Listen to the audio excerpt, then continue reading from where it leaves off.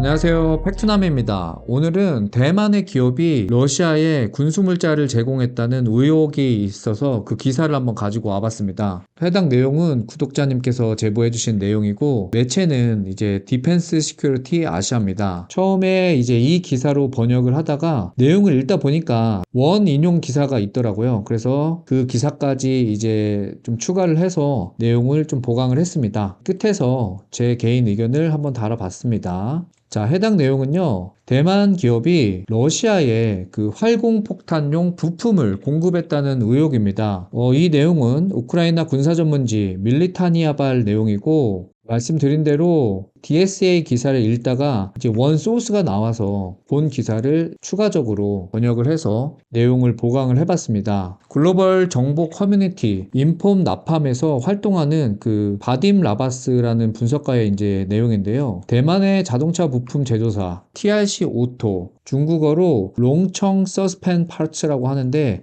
제목에서 그 풍기는 것처럼 대만의 이제 서스펜션 회사라고 합니다. 이 회사가 어떤 부품을 제공을 했냐, 부품에 대해서 상세하게 한번 이야기를 해볼 건데요. 먼저 이 부품이 사용된 곳은 러시아의 멍텅구리 폭탄을 빨공 정밀 가이디드 폭탄으로 만들어주는 UMPK 키트에 이제 부착됐다고 합니다. UMPK가 뭐냐면 러시아로 유니버설 활공, 그러니까 글라이드 교정 모듈이라고 하더라고요. 그래서 말씀드린 대로 러시아의 항공용 고폭탄인 FEB 250, 500, 1500 등등의 이제 이 UMPK 키트를 장착해서 그 날개랑 그다음에 GPS, INS 같은 장치를 해서 정밀 폭격을 할 수 있게 만든 키트입니다. 그래서 뭐 이거는 우리나라 뭐 KGGB나 미국의 제이담 정도로 생각하시면 될 것 같고요. 러시아의 폐폭탄에 대해서 조금 더 자세히 설명을 드리면요. 말씀드린 것처럼 이거는 유도 기능이 없는 그냥 항공용 고폭탄입니다. 그래서 다양한 종류가 있는데 지금 이제 이야기되고 있는 거는 팩 250, 그 다음에 500, 1500입니다. 뭐 알 수 있듯이 이거는 이제 폭탄 중량이라고 생각해 보면 될 것 같은데요. 250 같은 경우는 미국의 MK80이랑 어떻게 보면은 대응이 되는 폭탄이거든요. 그래서 반경 400피트, 그러니까 뭐 120m 정도의 피해 반경을 갖는다고 합니다. 그리고 팩 500 같은 경우는 500km의 그 피해 반경은 240m, 그리고 1500 같은 경우는 1500kg으로, 특히 이제 이 폭탄 같은 경우는 최대 20m 깊이 지하까지 이렇게 뚫을 수 있는 벙커 기능이 있다고 하더라고요. 여기에다가 그 UMPK 키트를 달아서 정밀 유도 플러스 활공까지 이제 해주는 키트입니다. 그 중에서 무슨 부품이냐, 서버 모터를 이제 제공을 했더라고요. 그래서 어떤 서버 모터냐, 이 날개 전개 역할을 하는 그 서버 모터래요. 이제 그림을 하나 가져와 봤는데, 그 수호이 34 같은 데서 떨어지다가 날개가 펴지지 않은 상태잖아요. 그리고 이제 폭탄이 떨어지고 어느 시점에서 이제 날개가 전개가 되는데, 그때 사용하는 이제 서버 모터 시스템을 제공했다고 합니다. 그래서 원래는 이 자동차 회사다 보니까 자동차 산업용 제품을 그대로 초기에 사용을 했대요. 그런데 이제 키트가 날개에 가해지는 과도한 하중 때문에 샤프트가 자주 파손을 하고 하중을 견디지 못했기 때문에 아예 군사용으로 이제 5차례 정도 개조를 요청했다고 합니다. 이 분석가에 따르면 러시아가 그 TRC에 이 개조 요청을 한 이 증거라고 하거든요. 그래서 여기 보면은 이 품번에 대해서 나오고 제품의 개조를 요청했다고 하는데, 러시아어를 제가 잘 못해서 그래서 그 기사에 그대로 있던 내용을 가져온 것이고요. 그래서 결국 이렇게 5번의 개조를 통해서 모듈 중량이 이제 버티도록 강화 개조가 돼서 효과를 많이 봤다고 합니다. 이 효과는 이 뒤에 가서 제가 다시 한번 설명을 드리겠습니다. 자, 그리고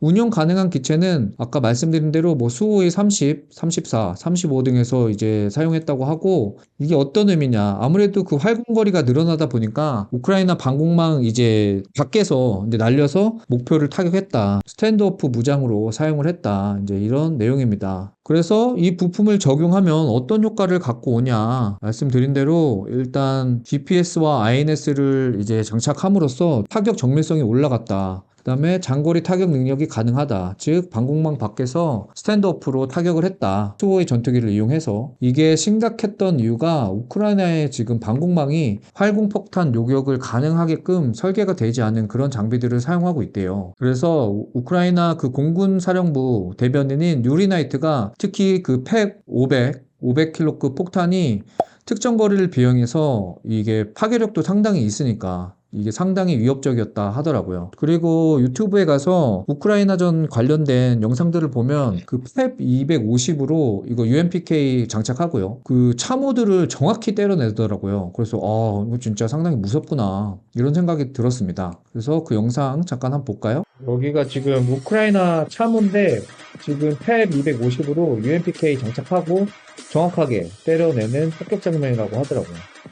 상당히 정교하죠. 그 라인 그대로 다 때려버리고. 그래서 이렇게 해서 그 펫 250 데미지 정도.